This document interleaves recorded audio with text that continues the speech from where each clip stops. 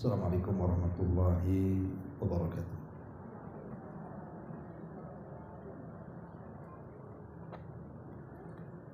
Alhamdulillah wassalatu wassalamu ala Rasulillah wa ala alihi wa sahbihi wa mawalah wa la hawla wa la quwwata illa billahi wa ba'du. Alhamdulillah, segala puja dan puji hanya milik Allah subhanahu wa ta'ala. Salawat dan juga salam kita hadiahkan kepada Rasul kita Nabi besar Muhammad sallallahu alaihi wa ala alihi wasallam. Kita lanjutkan kembali kajian kita, masih membahas kitab Bulughul Maram dan kita masuk pada kitab Al-Libas, bicara tentang pakaian. Di sini Nabi sallallahu alaihi wasallam bersabda, An Abi Amirin Al-Ash'ari radhiyallahu anhu qala Qala Rasulullah sallallahu alaihi wasallam, la yakunanna min ummati aqwamun yastahilluna al-hirra wal harira. Dari Abi Amir Al-Ash'ari radhiyallahu anhu, dia mengatakan, Nabi sallallahu alaihi wasallam bersabda, sungguh akan ada di antara umatku yang mereka menghalalkan al-hirra. Hirra artinya kemaluan, maksudnya perzinahan. Wal harira, dan kain sutra. Dalam riwayat wal ma'azif, dan juga alat-alat musik. Sebelum saya jelaskan hadis ini, bab ini menjelaskan kepada kita tentang adab-adab berpakaian. Di dalam Al-Quran surah Al-A'raf ayat 26, Allah subhanahu wa ta'ala berfirman,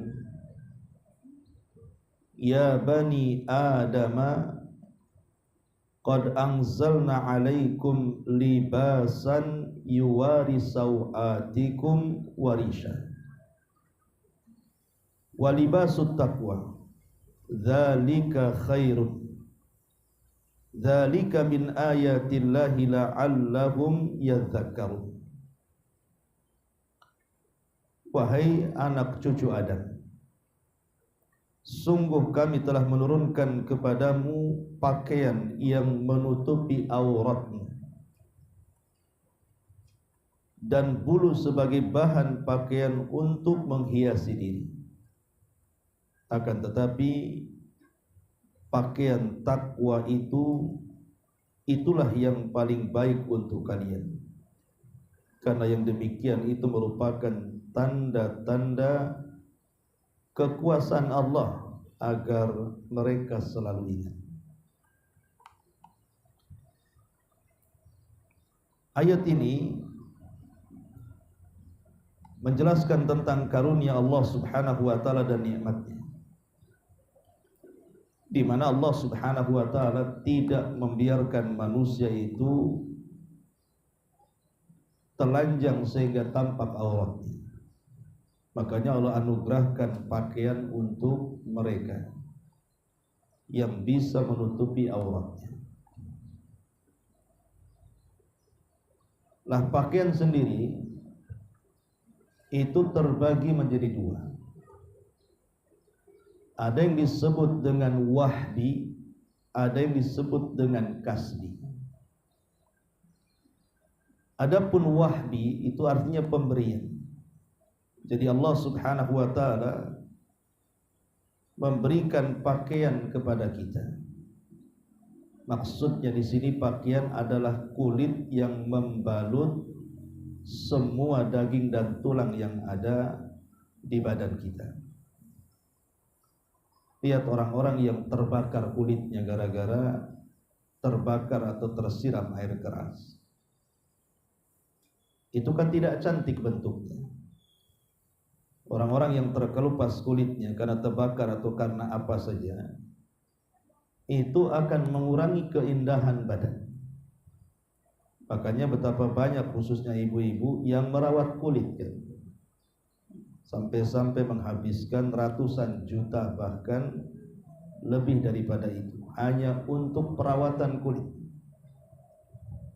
Lah kulit ini adalah pakaian yang Allah lapiskan kepada badan kita, dan itu disebut dengan wahbi. Allah menganugerahkan secara percuma kepada kita, dan ini harus kita syukuri. Kemudian yang kedua yang disebut dengan kasbi. Kasbi itulah pakaian yang kita beli, yang menutup kulit kita, sehingga dengan pakaian itu lebih mempercantik lagi. Karena kalau kita hanya mengandalkan pakaian yang diberikan Allah kepada kita berupa kulit yang membungkus daging dan tulang itu, maka akan tampak aurat kita.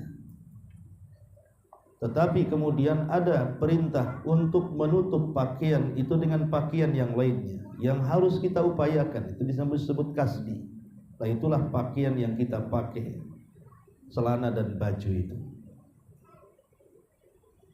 Ma'asyiral muslimat yang dimuliakan Allah Subhanahu wa taala, lah celana dan baju kita itu di dalam ayat ini surah Al-A'raf 26 terbagi menjadi dua lagi,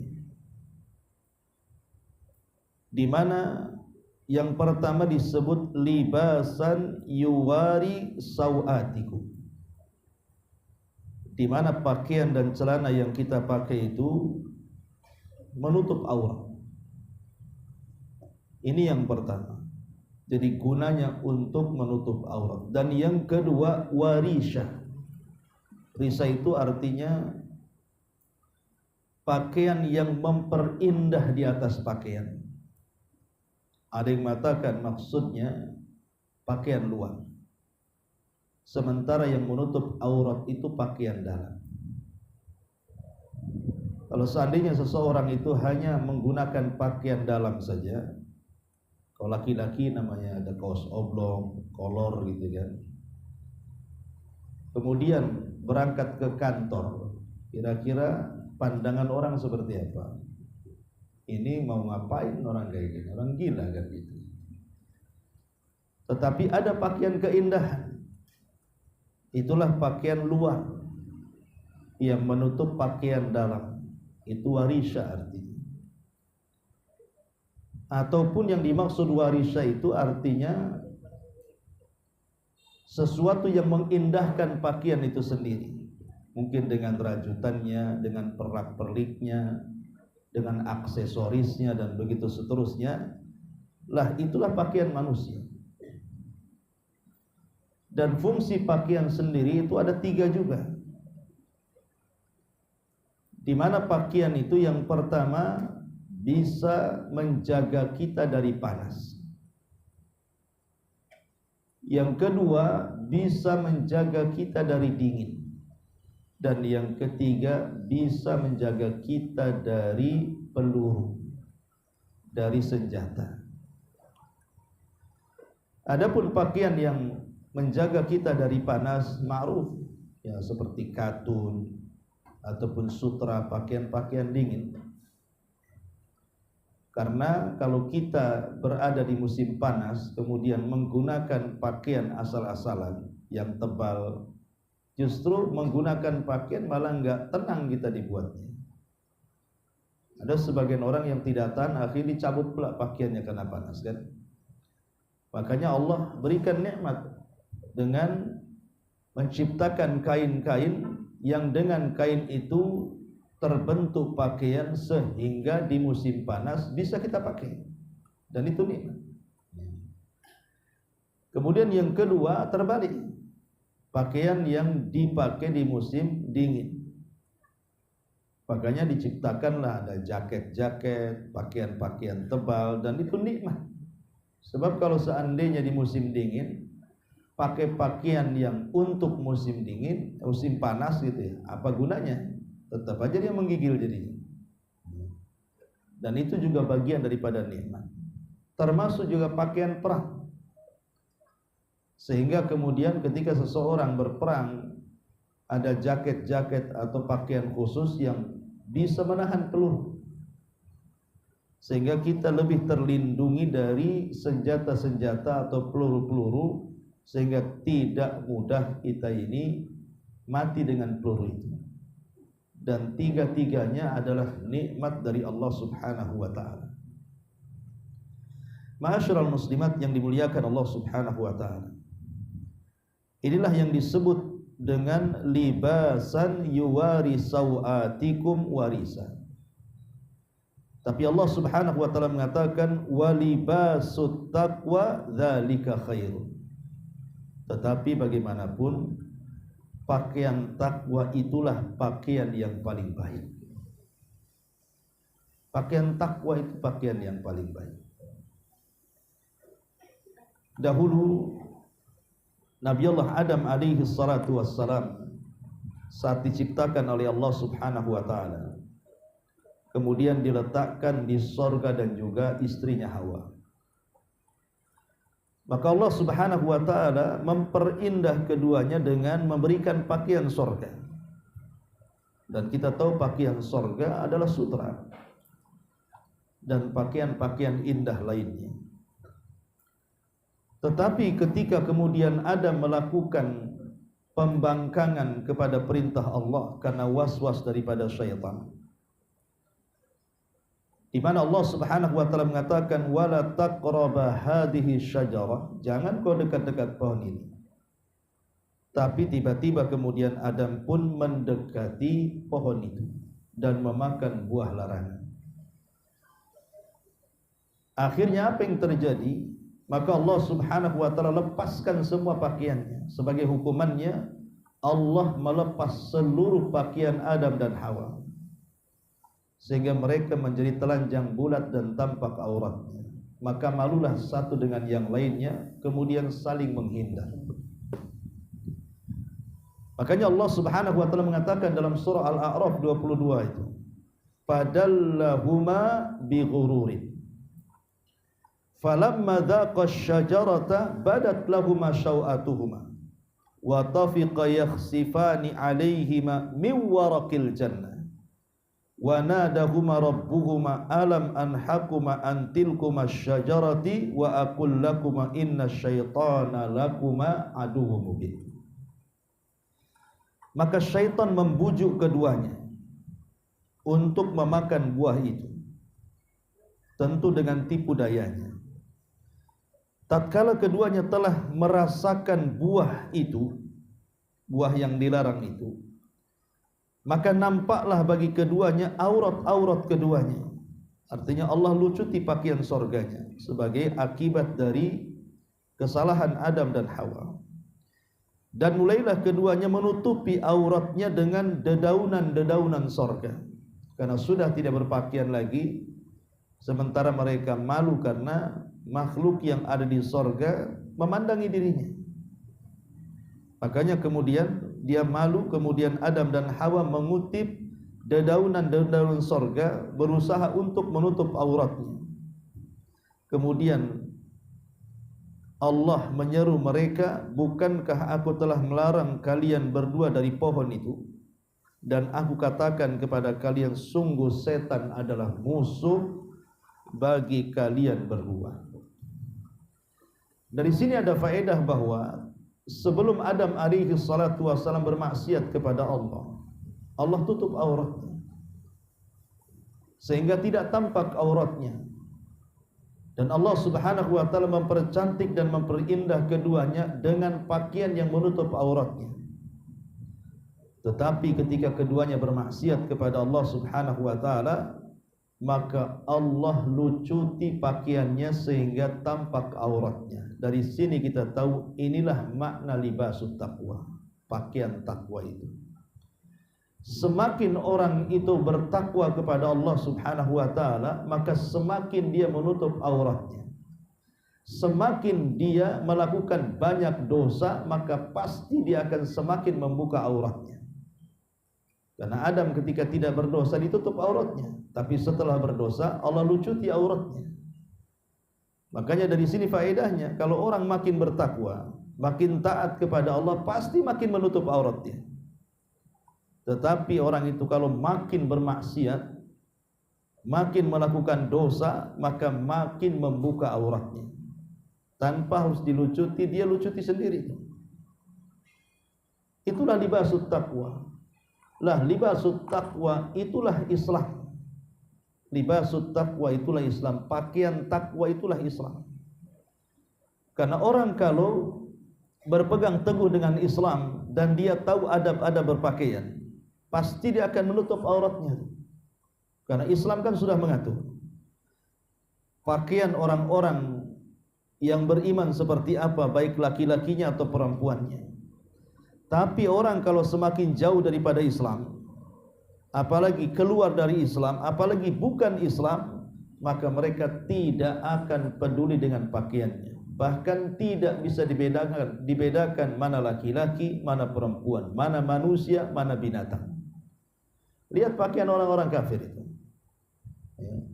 Pakaian orang-orang kafir itu mana peduli mereka nutup aurat. Kadang-kadang mereka telanjang di pantai-pantai. Lalu apa bedanya dia dengan ayam, kan begitu? Apa bedanya dia dengan binatang? Binatang tidak berpakaian. Kadang binatang masihlah tertutup auratnya dengan bulunya. Dan manusia tak ada bulu seperti bulu ayam, sehingga nampak auratnya. Lah itulah orang kalau jauh dari Islam atau keluar daripada Islam atau bukan Islam, maka mereka tidak peduli dengan adab-adab berpakaian. Tapi kalau seandainya mereka peduli dengan Islam, pasti mereka akan berusaha untuk melaksanakan adab-adab Islam. Itulah yang disebut libasu taqwa, pakaian ketakwaan. Ma'asyiral muslimat yang dimuliakan Allah Azza wa Jalla, ada yang mengatakan bahwa libasu taqwa, pakaian takwa itu yang lebih baik dibandingkan pakaian yang ada di badan. Karena pakaian takwa itu yang menentukan pakaian di badan. Makanya Allah mengatakan, dan pakaian takwa itu lebih baik dibandingkan pakaian yang kita pakai. Karena takwa itu yang menentukan pakaian kita. Kalau kita makin takwa, maka kita makin menutup auratnya. Tapi kalau kita tidak bertakwa, pasti dia akan sebarang membuka auratnya. Ada yang mengatakan libasut taqwa yang menentukan pakaian badan itu adalah al-haya'u, perasaan malu. Perasaan malu itulah yang disebut libasut taqwa. Karena orang yang memiliki rasa malu, malu untuk melanggar perintah Allah Subhanahu wa taala, malu untuk bermaksiat kepada Allah Azza wa Jalla, dorongan malu itulah yang menjadikan dia menutup auratnya. Kalau orang tidak punya rasa malu, maka dia akan melakukan sekehendaknya. Kata Nabi SAW, fa illam tastahi fasna ma syi'ta. Kalau engkau tidak punya rasa malu, lakukan sekehendaknya. Maka hakikatnya orang-orang yang berpakaian dan mereka tidak menutup aurat, mereka itu tidak punya rasa malu. Tidak malu dengan auratnya. Tidak malu kalau itu sedang melanggar larangan-larangan Allah Subhanahu wa taala. Tapi kalau ada dorongan takwa, artinya al-haya, perasaan malu, maka malu itulah yang mendorong dia menutup auratnya. Ada yang berpendapat bahwa libasut taqwa, takwa di sini artinya al-iman. Jadi iman itulah yang mendorong dia untuk menutup auratnya. Karena orang-orang kafir, tadi saya sudah jelaskan, enggak peduli dengan pakaian orang kafir itu. Bahkan mereka yang mencontohkan pakaian-pakaian yang membuka aurat, kemudian ditiru pula orang-orang yang beriman. Ini juga pendapat yang kedua, libasut taqwa artinya pakaian keimanan. Ada juga yang mengatakan maksudnya takwa di sini adalah al-khasyatu lillah, perasaan takut kepada Allah. Pakaian takut kepada Allah, karena takut inilah yang membuat kita menutup aurat. Orang yang tidak takut kepada Allah, maka dia tidak peduli dengan pakaian. Kemudian juga ada yang mengatakan bahwa libasut taqwa artinya al-amalu saleh, amal saleh. Maksudnya jangan sampai kita ini memperhatikan pakaian tetapi amal solehnya kurang. Karena ada orang-orang yang sudah hijrah, maaf kadang-kadang pakaiannya sih mantap gitu ya. Pakaiannya ya sudah menutup auratnya, kemudian juga dia berusaha untuk mencari pakaian terbagus dalam hidupnya supaya nampak dia sudah hijrahnya, tapi amal solehnya kurang. Lah Allah Subhanahu wa taala tidak pernah memandang pakaian. Allah itu hanya memandang amal soleh. Makanya Nabi SAW mengatakan, innallaha la yanzuru ila suwarikum wala ila amwalikum walakin yanzuru ila qulubikum wa a'malikum. Jadi Allah itu tidak pernah memandang bentuk rupa kalian. Mau pakaiannya seperti apapun Allah tidak akan pandang itu. Ataupun Allah tidak pandang harta kalian. Yang Allah pandang itu hati dan amal kalian. Jadi pakaian kalau sudah bagus, sudah menutup aurat, maka ada sesuatu yang jauh lebih baik dibandingkan pakaian. Apa itu? Amal soleh. Kalau sudah berpakaian, maka tingkatkan amal solehnya, tingkatkan ibadahnya kepada Allah Subhanahu wa ta'ala. Jangan hanya mengandalkan pakaiannya saja. Karena ada orang yang berpakaian syar'i tetapi lisannya belum syar'i, masih juga gibah-gibah sana sini. Ya, pakaiannya sudah syar'i tapi lisannya masih kompor sana sini. Ya kalau yang 5 kilo ini 25 kilo bisa meledak tuh orang tuh. Jadi ini yang kemudian didasari kalimat takwa, artinya yang ditonjolkan itu bukan pakaiannya tapi amal soleh. Karena secara tidak langsung amal solehnya itulah yang mendorong dia pasti berpakaian menutup auratnya. Ma'asyiral muslimat yang dimuliakan Allah Subhanahu wa ta'ala, itulah makna daripada libasut taqwa. Kemudian Allah mengatakan dzalika khairun, itu lebih baik. Itu lebih baik. Maksud dzalika khairun, lebih baik itu annahu raji'un ila libasit taqwa. Jadi pakaian badan itu tidak lebih baik dibandingkan pakaian takwa tadi. Ya rasa malu, rasa iman, rasa takut, kemudian amal soleh, itu jauh lebih baik daripada pakaian badan. Atau yang kedua, annahu rajun ila jami' ma taqaddam, ataupun kembali kepada semuanya. Ya. Di mana Allah Subhanahu wa ta'ala ketika mengatakan bahwa pakaian itu fungsinya dua. Pertama untuk menutup aurat, yang kedua untuk perhiasan. Walaupun banyak perhiasan pernak-pernik begitu dalam badan kita dengan aksesorisnya, itu tidak lebih baik dibandingkan pakaian dari pakaian takwa. Taib, ma'asyiral muslimat yang dimuliakan Allah Subhanahu wa taala. Di sini pengarang, setelah kita berikan muqaddimah di sini, nah di sini pengarang membuat bab tentang babul libas. Apa saja pakaian-pakaian yang dibolehkan, apa saja pakaian-pakaian yang tidak dibolehkan dipakai. Dari Abi Amir Al-Asy'ari radhiyallahu anhu qala, dari Abi Amir Al-Asy'ari radhiyallahu anhu qala, qala Rasulullah sallallahu alaihi wasallam, la yakunanna min ummati aqwamun yastahilluna al-hirra wal harira, rawahu Abu Dawud wa asluhu fil Bukhari. Dari Abi Amir Al-Asy'ari radhiyallahu anhu, dia mengatakan, Rasul bersabda, la yakunanna min ummati, kelak akan ada dari umat. Ini menunjukkan alamatun nubuwah, alamat-alamat kenabian namanya. Nabi memprediksi nanti sepeninggal dia di akhir zaman akan ada umatnya yang begini dan begitu. Kalau ini diucapkan oleh seorang kahin, seorang dukun, maka kita tidak percaya. Karena dukun-dukun itu pasti meramal dengan kedustaan.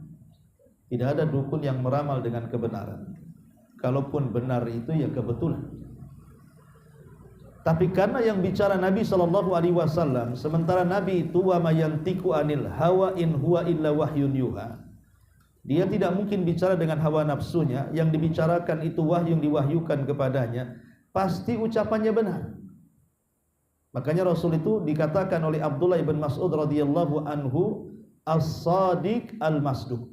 As-sadiq itu artinya orangnya jujur, al-masduq ucapannya dibenarkan. Dia sendiri orangnya benar dan ucapannya dibenarkan. Karena itu semua adalah wahyu dari Allah Azza wa Jalla. Ketika Rasul mengatakan la yakunanna min ummati, akan terjadi kepada umatku, maka kita katakan sami'na wa ata'na. Ya, kami dengar dan kami taat. Apa ya Rasul yang akan terjadi? Aqwamun yastahilluna al-hirra. Ada beberapa kaum dari umatku, artinya bukan umat di luar Islam, bukan orang kafir, bukan non muslim, tidak, tetapi masih umat Nabi sendiri. Karena umat itu kan ada dua macam. Ada umat istijabah, ada umat dakwah. Ada umat istijabah, umat yang sudah menerima dakwah Nabi, itulah umat Islam. Ada umat dakwah yang belum menerima dakwah, itulah orang kafir. Tapi yang dimaksud di sini bukan umat dakwah, tapi umat istijabah, umat yang sudah menerima Islam, yang harusnya mereka taat dengan peraturan, tapi nanti ada orang-orang yang tidak taat peraturan. Siapa mereka? Aqwamun, sebuah kaum. Bahkan aqwamun itu bukan satu kaum, tapi banyak kaum. Artinya banyak terjerumus manusia di sini. Yastahilluna, yang mereka menghalalkan al-hirra, kemaluan, maksudnya menghalalkan perzinahan, wal harira, dan juga pakaian-pakaian dari sutra, dalam riwayat wal ma'azib, dan alat-alat musik. Dan tiga-tiganya sudah berlaku. Apa yang disabdakan Rasul 14 abad yang silam, hari ini menjadi sebuah kenyataan. Tiga-tiganya sudah terjadi. Pertama, al-hirra, menghalalkan zina. Kalau di zaman Nabi SAW orang berzina itu sembunyi-sembunyi dan tidak banyak. Bukan tidak ada orang berzina, ada, tetapi sembunyi-sembunyi. Seperti kisah wanita Ghamidiyah dengan budak laki-laki namanya Ma'iz, yang ma'ruf datang kepada Rasul dan mengatakan, ya Rasulullah, inni zanaitu fatahirni. Rasul, aku sudah berzina, tolong bersihkan. Artinya tolong hukum. Akhirnya dua-duanya dirajam kan, karena dua-duanya sudah menikah masalahnya, baik Ma'iz ataupun wanita dari Ghamidiyah. Itu di zaman Rasul ya, maksudnya tidak terang-terangan. Tapi di zaman sekarang terang-terangan. Mau online ada, mau offline ada gitu ya. COD pun ada. Bukan makanan saja ya. Bahkan perzinahan itu di COD-kan kan itu ya. Datang ke rumah, naudzubillah, dengan macam-macam kedok istilahnya. Dan itu terang-terangan. Tempat-tempatnya ada, lokalisasinya ada gitu. Bahkan yang lebih celakanya diresmikan pula pemerintah. Alasannya karena banyak pemasukan pajaknya dan apalah istilahnya. Dan naudzubillah, ya, justru harusnya ditiadakan, malah disuburkan dan terang-terangan, tidak dibubarkan. Ya, ini disebut yastahillunal hirra, dan para pelakunya tidak merasa berdosa, baik pezinahnya atau yang datang untuk berzinahnya. Mereka tidak merasa berdosa, merasa itu semua halal. Nah, ini sudah terjadi. Yastahillunal hirra. Kemudian wal harira. Wal harira artinya kain sutra. Maksudnya di sini larangan tentu bukan kepada kaum wanita, karena kaum wanita dibolehkan menggunakan kain sutra. Ya, tapi yang dimaksud di sini adalah bagi laki-laki. Bagi laki-laki tidak boleh ya seseorang itu menggunakan kain sutra, karena bagi mereka sutra itu adalah pakaian sorga. Pakaian sorga, bukan pakaian dunia. Nanti ada ketentuannya kapan bolehnya laki-laki menggunakan kain sutra itu, kalau dalam kondisi darurat saja. Namanya dia punya penyakit kulit, gatal dan yang semacamnya, sehingga tidak cocok dengan pakaian atau kain yang lain kecuali sutra, maka ini namanya darurat. Ya, ad-daruratu tubihul mahdurat, sesuatu yang sifatnya darurat itu membolehkan hal-hal yang dilarang. Atau kalaupun harus gitu memakan kain sutra, maka tidak boleh lebih daripada 4 jari. Itu nanti ada aturannya, ya. Tapi yang jelas bahwa diambil faedah dari hadis ini tentang kain sutra ini, pertama, tahrimu lubsil hariri ala rijal. Haram hukumnya memakai kain sutra bagi laki-laki, dan termasuk dosa besar minal kabair. Kemudian yang kedua, hadis ini juga ada alamah min alamitun nubuwah, ada alamat dari alamat-alamat kenabian. Nabi SAW bukan hendak meramalkan sesuatu kemudian tidak terjadi, tetapi Rasul itu bukan meramal. Memang Rasulullah SAW memberitahu tentang sesuatu akan berlaku setelah, dan hampir semua yang dikatakan Rasul sudah menjadi sebuah kenyataan. Dan kita harus beriman apapun yang dikatakan Rasul tentang peristiwa yang akan berlaku, masuk di akal atau tidak, ya. Kemudian yang ketiga di sini annal istihlal al-ma'asi, bahwa menghalalkan sebuah kemaksiatan, apakah itu zina, apakah itu khamr, apakah itu sutra dan yang semacamnya, adalah min akbaril kabair, sebesar-besarnya dosa besar, bahkan bisa mengantarkan kepada kekufuran. Bisa kufur. Orang menghalalkan itu bisa keluar dari Islam, menghalalkan perkara yang diharamkan itu bisa keluar dari Islam. Dan itu dimasukkan oleh para ulama bagian daripada nawaqidul Islam, pembatal-pembatal Islam. Jadi pembatal-pembatal Islam adalah menghalalkan yang diharamkan atau mengharamkan yang dihalalkan. Khamr haram, dia bilang halal. Zina haram, dia bilang halal.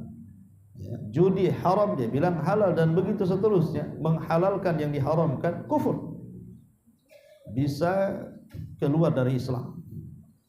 Lah, orang-orang yang menghalalkan ini akan ada, kata Rasul, akan ada umat-umat yang menghalalkan yang haram. Salah satunya menghalalkan zina, menghalalkan sutra, dan menghalalkan alat-alat musik.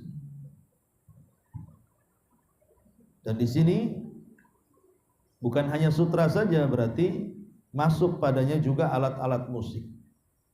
Kenapa? Karena alat-alat musik ini melalaikan. Betapa banyak orang dijauhkan dari zikir, dari Quran itu gara-gara musik.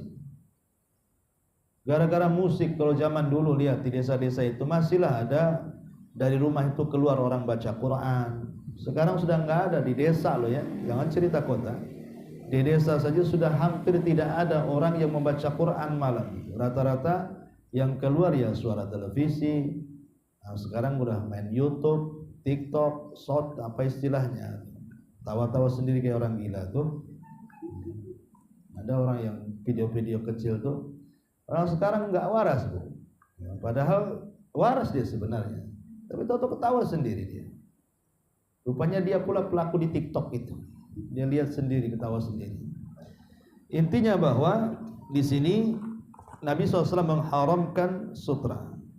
Baik, sekarang hukum solat menggunakan sutra. Boleh tidak hukum solat menggunakan sutra? Jumhur ahli ilmi mengatakan annaha tujzi.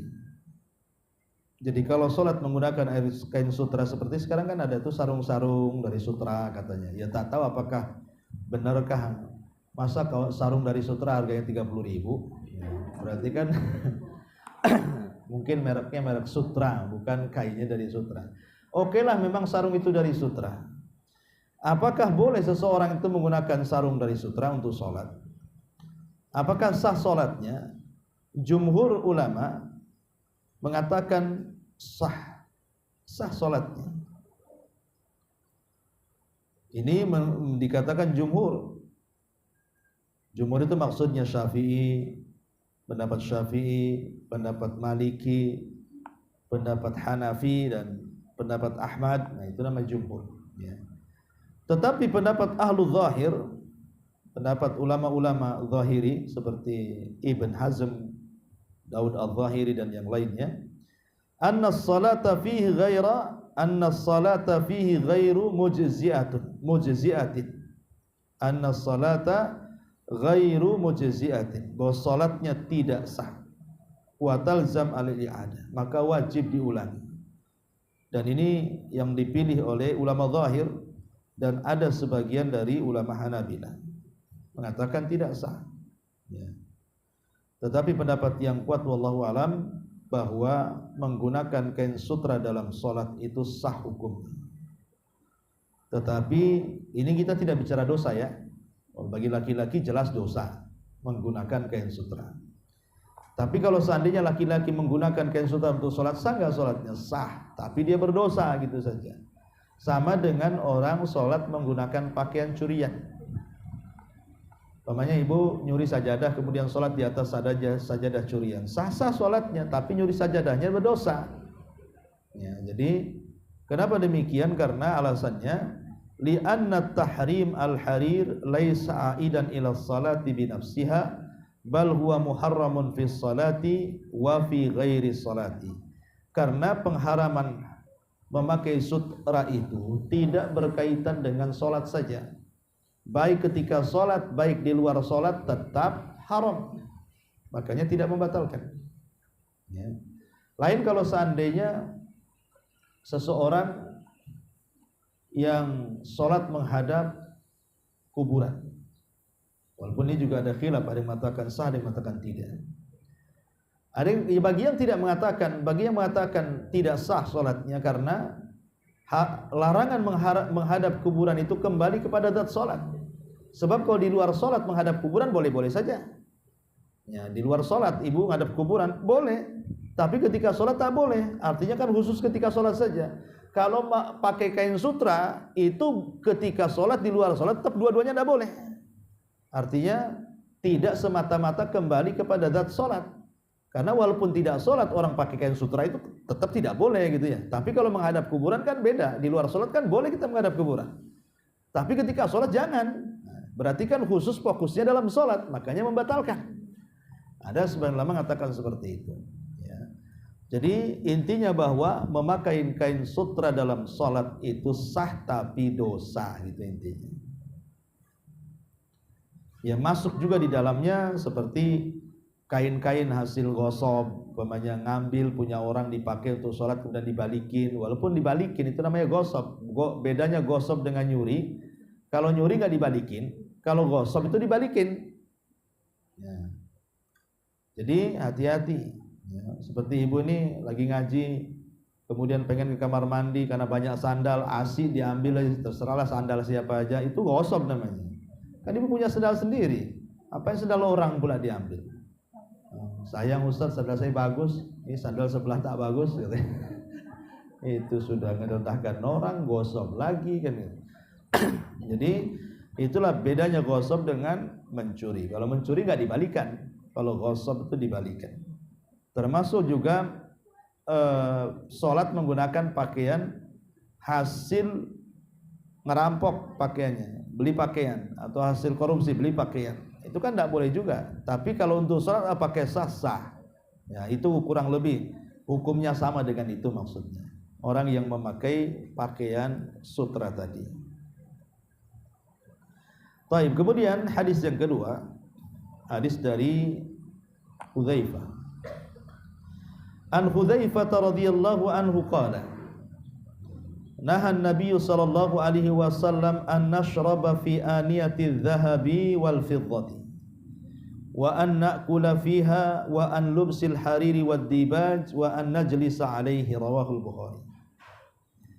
Dari Hudzaifah radhiyallahu anhu Rasul mengatakan, Rasul sallallahu alaihi wasallam melarang untuk minum ataupun makan dalam tempat atau bejana yang terbuat dari emas dan perak. Ataupun Rasul melarang memakai pakaian dari sutra tipis ataupun sutra tebal. Jadi kalau harir itu yang tipis, kalau dibaj itu yang tebal, tapi dua-duanya sutra. Ya, kain itu kan ada yang tipis, ada yang tebal. Kayak katun ada yang tipis, ada yang tebal. Sutra juga sama, ada yang tipis, ada yang tebal. Kalau yang tipis bahasa Arabnya disebut harir, yang tebal namanya dibaj. Ya. Kemudian Rasulullah SAW juga melarang tidak boleh duduk, ya, an-najlisa alaih, tidak boleh duduk di atasnya. Ma'asyiral muslimat yang dimuliakan Allah Subhanahu wa taala. Di sini hukum duduk di atas sutra. Kalau masalah bejana emas dan perak itu kan ada pembahasannya tersendiri ya. Kita tidak perlu bahas. Tetapi di sini ada kalimat an-lubsil harir wad dibaj. Memakai sutra tipis ataupun sutra tebal. Tetapi ada yang buat kita sedikit berpikir apa yang dimaksud an-najlisa alaih ini, duduk di atasnya itu. Di atas kain sutra itu. Namanya sarung sutra. Memang bapak tak pakai, kalau ibu kan nggak apa-apa pakai kain sutra. Tapi ibu jadi dialaskan saja, sarungnya ditaruh, kemudian duduk di situ gitu ya, di atas kain sutra. Di sini seolah-olah kan ada larangan, tidak boleh, jangankan memakai, duduk aja tak boleh, seolah-olah seperti itu. Maka hukum duduk di atas kain sutra, jumhurul ulama mengatakan haram. Walaupun tidak dipakai, walaupun duduk aja di atasnya, itu haram hukumnya. Ini jumhur ulama berdasarkan hadis Hudzaifah di sini. Ya, ada larangan wa anna jalisa alaihi, dan kami duduk di atas kain sutra. Apalagi disebutkan dalam hadis Anas radhiyallahu an, dia mengatakan, "Qumna ila hasirin lana qad iswadda min tuli ma lubis." Bahwa Anas bin Malik radhiyallahu an pernah mengatakan, kami berdiri ke sebuah hasir tikar gitu, yang sudah menghitam karena lamanya dipakai. Hadis ini menunjukkan bahwa pada dasarnya boleh-boleh saja kita ini duduk di atas alas apa saja. Karena Rasul juga pernah duduk di alas apa saja. Jadi menjadikan kain alas itu tidak masalah. Tetapi yang jadi masalah, jangan sampai kain alasnya itu berbentuk sutra gitu saja.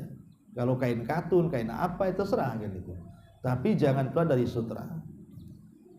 Kemudian hadza tahrim fi haqqi rijal. Haram, hukum haram di sini untuk laki-laki.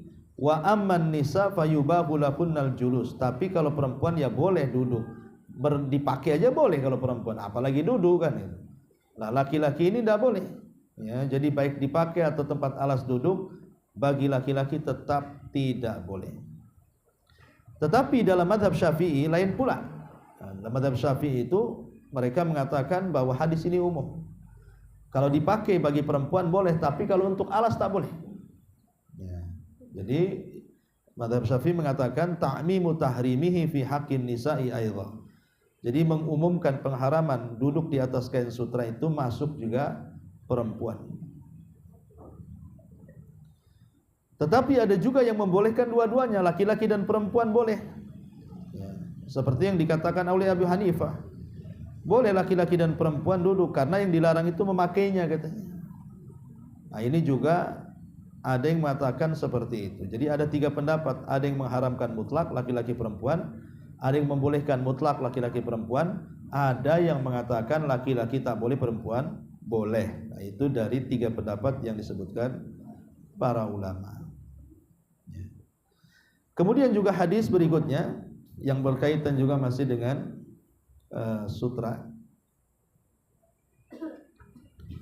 An Umar radhiyallahu anhu qala, naha Rasulullah sallallahu alaihi wasallam an lubsil hariri illa mawdi'a isba'aini aw thalathin aw arba'in, muttafaqun alaihi wal lafzu li Muslim. Umar radhiyallahu anhu berkata, Rasul sallallahu alaihi wasallam melarang memakai sutra kecuali sebesar 2 jari, 3 jari atau 4 jari. Jadi paling banyak 4 jari segini. Nah, kalau memang mau dipakai ya segini aja 4 jari. Ya maksudnya untuk hiasan-hiasan aja. Ya bukan untuk semuanya. Karena kalau 4 jari kan mustahil kan itu untuk dibuat pakaian, dibuat celana, dibuat sarung, ya mungkin maksudnya 4 jari di sini hanya untuk aksesoris pakaian saja.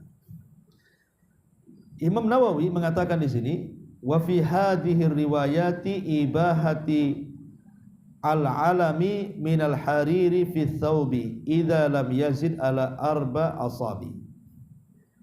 Dalam riwayat ini dibolehkan kain sutra itu mungkin untuk tanda-tanda tertentu dalam pakaian kalau tidak lebih daripada 4 jari. Mungkin untuk ya kayak gini kan, ada plat di sini, di pesak plat sedikit gitu ya, atau di sini ke bawah ya. Ya untuk aksesoris saja sih. Bukan untuk kain yang dibentuk pakaian ataupun celana, karena pasti lebih dari 4 jari karena butuh kain banyak. Tapi kalau sedikit kan pasti paling bisa untuk aksesorisnya aja. Wa hadza madhhabuna wa madhhabul jumhur. Kata Imam Nawawi, ini madhab kami dan madhab jumhurul ulama. Jadi intinya boleh hanya untuk tanda saja, dan kalau lebih daripada 4 jari berarti haram hukumnya. Haram hukumnya, tidak dibolehkan. Kemudian juga Anasin anna Nabi sallallahu alaihi wasallam rakhasa li Abdurrahman ibn Auf wa Zubair fi qamisil harir fi safarin min hikkatin kanat bihima. Muttafaqun alaih. Dari Anas radhiyallahu anhu, Nabi sallallahu alaihi wasallam berikan rukhsah, keringanan kepada Abdurrahman ibn Auf dan Zubair untuk memakai kain sutra ketika safar karena dia punya penyakit gatal. Penyakit kulit. Karena ada penyakit gatal itu kalau menggunakan sembarang pakaian mungkin panas, akhirnya kambuh penyakitnya. Sementara kan sutra kan dingin gitu ya, sehingga akan meredakan gatalnya. Maka dibolehkan, sekali lagi boleh ya menggunakan kain sutra dalam kondisi punya penyakit kulit. Berarti di sini ada 2 perkara, dibolehkan menggunakan sutra bagi laki-laki. Pertama, tidak boleh lebih daripada 4 jari. Yang kedua, boleh menggunakan pakaian atau sarung ataupun celana dari sutra hanya untuk kesehatan, bukan untuk keindahan, karena itu pakaian surga. Tapi bagi perempuan ya dibolehkan, tidak ada larangan. Wallahu alam, saya kira ini saja sementara. Tapi sebelum saya tutup, kalau ada yang bertanya silakan.